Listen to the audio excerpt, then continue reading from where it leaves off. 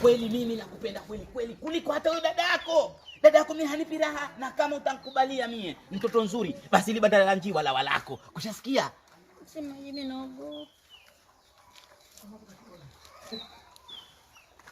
Na mke wangu karibu. Endelea. Namuita huyu. Namuita niongee naye. Niongee naye kwa sababu kuna vitu mimi sivielewi. Ongea naye. Umpendi dadako. Unampenda yeye. Endelea. Ndio hivyo mke wangu, ndio hivyo ninamuita tu mara moja hajaamini. Na wewe mpumbavu umekaa tu nasikiza mazungumzo ambayo hata hayana akili hapa. Hayana akili vipi mke wangu tena? Mbona unasema hivyo kwa nini? Sasa unachokiongea na sisi kiko sawa? Alafu msingombe kama hivyo, ndudu wangu wa kichwa uko karibu sana. Usingombe kama hivyo mimi mke wangu. Wewe mdudu wako wa kichwa mimi namuogopa. Na aje tu.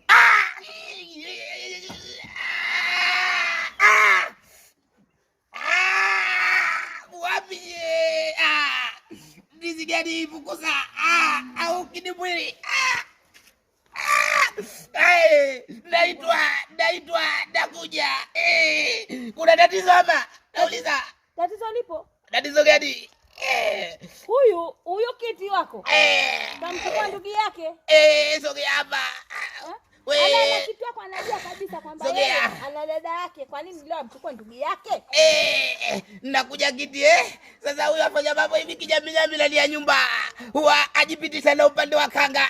Kina kidengua huku nyuma kera kiti. Unasemaje dada? Alafu wakati wa kulala huwa ajipulizia ile ya kudukia na wewe hujiti. Wagera kiti. Umemfahamu huyu? Habari za kupita na kanga moja kwa shemeji yako. Alafu habari za kujitia perfume mbele ya shemeji yako. Uache. Na asubuhi ukienda kazini, ukienda huko watu wa banga hizo pesa wachukua huyu hajachubalia omba kibiriti. Sasa ataka kibiriti ndani ya chumba agera kiti. Akuja chumbani. Hajachubali kida akidifunulia macho yake. Akidiangalia.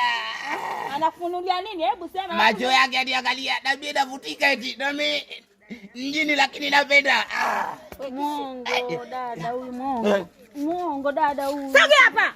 Pumbavu. Yaani wewe muongo kweli shemeji gani? Sijui muone kama kiberiti. Hivyo na wewe sikiza nikwambie. Dada jua kabisa yule ni shemeji yako. Dada muongo. Muongo wakati umekaa naye hapa.